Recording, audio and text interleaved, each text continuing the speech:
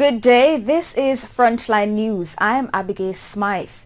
In today's top stories, one of the two suspects held in Friday morning's daring robbery in the vicinity of the Spartan Gym is wanted for the murder of a policewoman in Denham Town in 2015. Michael Sharp has been following the story and filed this report. Decked out in construction vests, the two would-be robbers pounced on their victim, who was parked at the Spartan Health Club on Lady Musgrave Road in St. Andrew.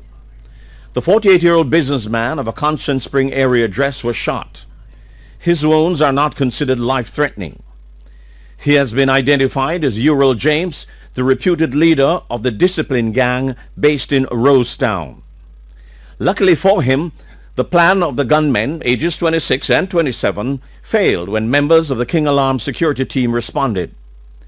They subdued the gunmen and seized their weapons, a 9mm Ruger pistol with serial number erased, with 17 rounds of ammunition, and a loaded Glock 19 pistol. These were handed over to the police when they arrived. The activities on Lady Musgrave presented an important piece of the puzzle in the investigations into the shooting death of a woman police, 24-year-old Crystal Thomas, in Denham Town in 2015. The police are reporting that one of the suspects was wanted for her murder.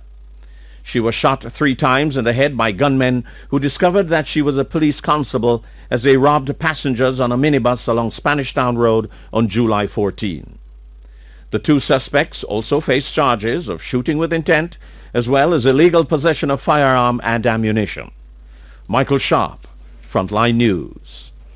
The legal community is now uneasy following the appointment of new Chief Justice Brian Sykes in an acting position and the Prime Minister's comments on Thursday at the swearing-in ceremony. Okoye Radimari has that story.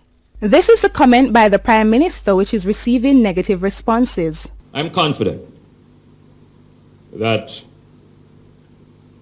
Justice Sykes will act in the role of Chief Justice and very soon will fully assume the role of Chief Justice.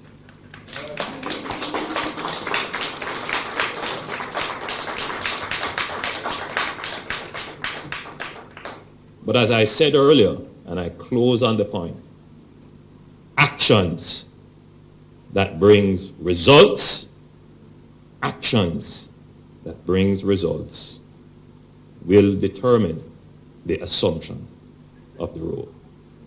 Reaction from the Jamaican Bar Association as well as the opposition spokesperson on justice indicate that the appointment should not be in an active position as it sends the wrong message and takes away the certainty in the process. President of the Jamaican Bar Association, Jacqueline Cummins, argued that the Prime Minister's comment seems to suggest that the Chief Justice had been given specific conditions before the appointment. So once you appoint those persons, and those persons are appointed, they become separate from you, and they operate independent from you. So when you appoint someone to be Chief Justice to act, when there's a clear vacancy, the Chief Justice retired as of midnight last night, the question arises, is it that you are still not certain as your choice, or what is the uncertainty that you have to let this person act? And your words suggest to us that you are putting this person on probation. Unprecedented in our history. She also noted that the statement is more worrying based on cases pending in the courts and the public could be given the wrong impression. In the meantime, opposition spokesman on justice Donna Scott Motley argued that the appointment of an acting Chief Justice raises several questions. How then will the Prime Minister be able to measure the outcome? What does he mean then when he says that he needs actions that bring results? How long is it intended that Justice Sykes will act in order to show that he is the best person for the job? Is it that he intends now to give him all the resources which have not been made available before? Is it that he expects him to work a miracle with what he has been provided? No. How is he going to measure the outcomes? And what is the time frame for that measurement? Meanwhile, attorney at law Peter Champagny has raised concerns about how the Chief Justice will perform based on the lack of resources in the court system. He also added that successive governments have not seen the justice system as a priority. Akuya Radimare, Frontline News. President of the Cornwall Bar Association, Stacey Young, is responding to allegations that attorneys in St. James are fighting for the rights of criminals detained under the state of emergency. This after the poor conditions of the detention centers were brought to the public's attention. Kimberly Wright has the details. Ms. Young explained that after the association raised its concerns, the processing of the detainees was sped up. I also am aware that persons were sent to the Barney Street lockup, and when we brought attention to that, I was advised that the Ministry of Health subsequently closed it down because it was not fit. Oh, since the state of emergency? Yes. Okay. Seventh-day Adventist pastor Charles Brevitt also aired his disappointment regarding how the detainees are being treated. I feel that the operation was not surgical. No. I didn't get the impression that the operation was planned. It appears to be ad hoc. I see. Yes. So you just heard of people. So for example, as your legal colleague was saying, there was no provision for detention. And listen, man, one of the challenges we have with crime is how we treat criminals. Yes. Exactly. And the way we Good treat point. criminals, we are manufacturing criminals. Yes. We must preserve people's human dignity even when they are guilty of offending the public order. Both Ms. Young and Pastor Brevitt are hopeful that following the extension of the state of emergency, there will be solutions to the concerns raised. Kimberly Wright, Frontline News. And the Minister of National Security, Robert Montague, says 50 spaces have been provided at the Horizon Adult Remand Center to accommodate the detainees that were held during the state of public emergency in St. James. He added that in another 3 weeks, 200 spaces will become available at the Tamarind Farm facility. Executive Director of Stand Up for Jamaica, Maria Carla Gullata, believes this will ensure the safety of high-risk detainees. Everybody knows what kind of difficult situation there is and tense situation there is in Monteith. It's a war among gangs and different groups. So if the transfer to Horizon is due to the fact that there must be some safety measurement to protect them, I don't have anything against it. If there are other reasons, it might be challenging. Mr. Montague's disclosure comes amid recent concerns about facilities to accommodate detainees at lockups in St. James. The National Security Minister says in keeping with internationally accepted standards and basic human rights, offenders must be treated with dignity. Recently appointed Acting Police Commissioner Clifford Blake is not aware of the length of time he's being asked to serve as the country's top cop. Unlike the 90-day period in which retired Deputy Commissioner Novlet Grant acted, Commissioner Blake has no set time and therefore is reserved in outlining any plans. In his first public appearance 24 hours after being asked to take over from the retired Commissioner George Quaylo, the acting commissioner was on the receiving end of gifts from the Chinese ambassador. The gift of an air conditioning unit and printer are earmarked for the Four Paths Police in Clarendon. Acting Commissioner Blake was full of compliments for the Chinese representative. During my limited interaction with Ambassador Chingbo and his team, they do not only promise, they deliver. And it is one thing to say that you have partners and you share it with them. But when you have partners who are willing to contribute to your development of your organization and by extension the development of Jamaica, then sir, certainly I know you are not only fulfilling your mission of yourself, but you are fulfilling the mission of the people of China. Director of Public Prosecutions Paula Llewellyn has taken issue with sociologist Professor Anthony Harriot's labeling of the Jamaica Constabulary Force JCF as toxic. Addressing a conference organized by the Financial Investigations Division, FID, at the Jamaica Pegasus Hotel in New Kingston on Thursday, Ms. Llewellyn cautioned against the call made by Professor Harriet, who heads the Police Civilian Oversight Authority. She argued that this unfortunate characterization of one law enforcement organization against another not yet established legislatively will ultimately create distrust and thwart any collaborative efforts in the fight against organized crime. Ms. Llewellyn also added that criminals would only capitalize on tensions between the two agencies. Professor Harriet last week pressed for legislators to move swiftly with a bill to separate the major organized crime and anti-corruption agency MOCA from the JCF. He said that the JCF is toxic and there was no point in spending a lot of money and giving individuals high-level training for them to become part of such an occupational culture. Frontline News understands that the Jamaica Labour Party has made it clear to Dwayne Smith that he will not be the candidate in the upcoming by-election in St. Andrew Northwestern to fill the vacancy created by the retirement of his father, Derek Smith. Dwayne is the councillor of the Chancery Hall Division in the Kingston and St. Andrew Municipal Corporation. He said he has been informed by the party that Dr. Nigel Clark will be its candidate. Meanwhile, political commentator Shalman Scott said it would come as a surprise to him if the leadership of the Jamaica Labour Party did not have discussions with Derek Smith prior that his son had not been selected. Mr. Scott said the JLP would not want a rift with the former MP who is senior member of the party. Mr. Scott further explained that it was in the best interest of the JLP to have a smooth transition in what is considered a safe seat, considering its slim majority in the House of Representatives.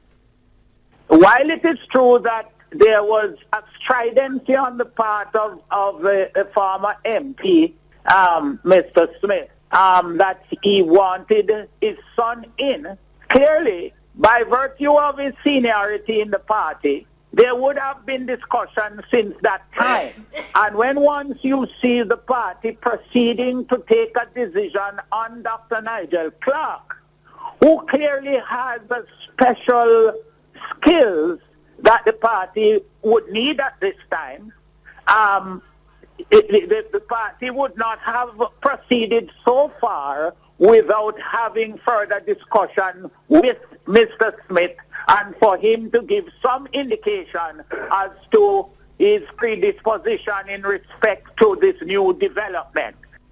The People's National Party PNP said it will announce who will represent it in the by-election next week. The Nurses Association of Jamaica, NAJ, has objected to the 4-year wage agreement being offered by the government. The group representing public sector workers says its members are not likely to benefit from a long-term contract. This after wage talks at the Finance Ministry on Thursday. President of the association, Carmen Johnson, believes that signing a 4-year agreement might put the nurses at a disadvantage. Not certain as to how convincing or certain that the government is that they'll be able to ensure growth, that it will not affect us negatively in signing off on a 4-year contract. Though again, that they said that there will be a clause to say that we can always reopen if inflation will be at a certain point. The point we are not certain what the point is now. But then even looking at a 4-year deal, that would say that we would really want to see our nurses move incrementally to a level where they are able to survive, not live but to survive. When you calculate and even that 4-year deal that they have put forward to us, one nurse is still not even anywhere $100,000 before or after tax.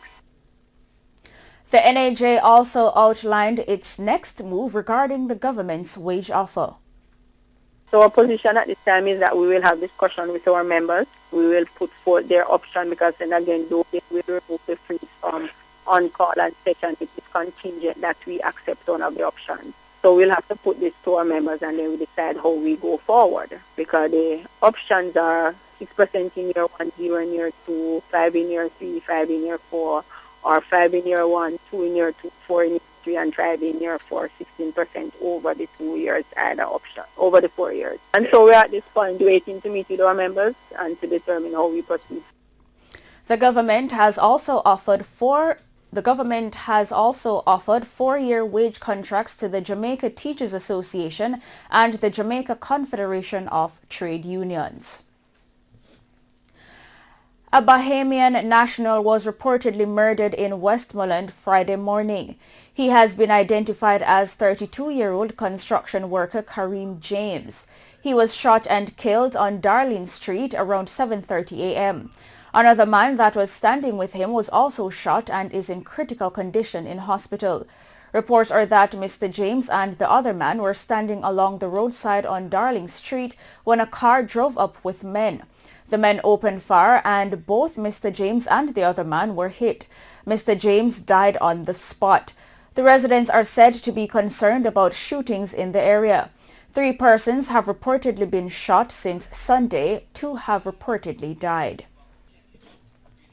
The assault case involving Member of Parliament for St. Catherine North Central Natalie Nita Headley has been sent to mediation. She is accused of punching the complainant, a former employee, after he allegedly attacked her while cursing and using threatening words. The decision was made when Miss Nita Headley and the complainant appeared before the St. Andrew Parish Court on Thursday. The MP is charged with common assault. Her bail has been extended and another court date was set for April 12. Miss Nita Headley was charged following an altercation at Petcom's head office on Spanish Town Road on January 8, 2018. She is employed to the Petroleum Corporation of Jamaica. Minister of Education Senator Roll Reid has reiterated his intention to have schools which are currently on the shift system transition to a single shift. He says 42 schools are still on the shift system. Speaking at a ceremony earlier this week to mark the official opening of a new 3-story block of classrooms at St. James High School, the Education Minister said the transition will be done with speed and efficiency. He said the ministry will be constructing 5 high schools across the island, one of which will be in St. James. Senator Reid says this will significantly increase classroom spaces in Western Jamaica. And it's time for our first break. A commission of inquiry has been established in Guyana to investigate a massacre that sent shockwaves across the country in June 2008. A retired justice has been sworn in as the commissioner looking into the massacre of 8 miners. The inquiry began on Thursday and is expected to last 3 months. Based on the outcome of the inquiry, recommendations will be made on the actions to be taken against those responsible for the killings. We have more in this report. We feel that this particular one hurt families directly. These are 8 persons. These are people who are not involved or not even suspected of being involved in any form of terrorism or wrongdoing. This is really a massacre of the innocents. The President feels the way the investigation was initially handled indicated that there was a high level of collusion by the government of the day, that is, the past PPPC administration. So we feel that this will be a pivotal investigation which will unravel the criminal networks that were behind the killings during what is now called the Jagdeo era, during the Troubles. And when we see the report of this commission of inquiry, it will lead to other commissions, the death of a former minister. It is really beyond belief that a president of a country could have one of his cabinet ministers assassinated and not even hold an inquest, not even hold an inquiry. Why should, if he knows all this stuff now, if he has all of this information, why not investigate the death of a cabinet colleague? The Lindo Creek COI, according to the President, is expected to unravel the entire tapestry of criminality that engulfed Guyana between 2000 and 2008. A commissioner has been appointed and he will call for evidence, and the recommendations he will make, I'm sure, will be based on the evidence he will receive.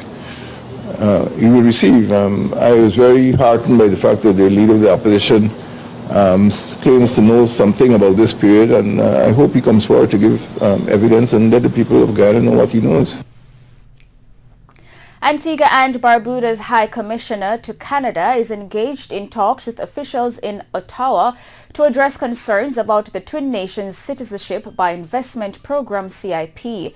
This after the Canadian Prime Minister said his government would consider allowing visa-free travel to Antiguans again if the CIP can meet his country's immigration and border standards.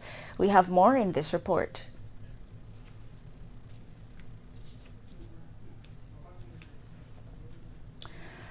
And the governor of the Eastern Caribbean Central Bank says significant reforms are required to expedite the pace of economic growth.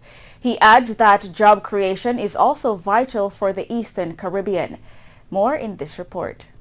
ECCB Governor Timothy Antoine has painted a positive outlook for the Eastern Caribbean Currency Union, but has tempered his position with calls for urgent reform and job creation. He says the optimism stems from last year's 3.7% growth in the global economy and ongoing rehabilitation works in hurricane-hit countries. In terms of growth, our target is 5%. Last year we did around 2.3%, and we have to point out that prior to the hurricanes, we were projecting to do over 3%. The hurricanes were a major setback, and we project at this point preliminary results that we probably did about 2.3%. Next year, well, 2018, we anticipate that will start to pick up, and certainly by 2019 we should be well in excess of 3% in terms of growth. With respect to our debt to GDP ratio, our target is 60%, and our target is to get there by 2030. At the moment, our debt to GDP ratio for the currency union is 70.2. The governor has sounded the resilience call on the heels of a 2017 hurricane season that dealt devastating blows to a few member states. He says given the vulnerability of the region to natural disasters, resilience is crucial. Frankly spoken, we cannot rebuild after a hurricane, which takes 20 years or more of our hard-earned gains, have that wiped out in a few hours and have to start all over again. That's difficult, it is demoralizing, it can be very challenging, and therefore we have to build resilience.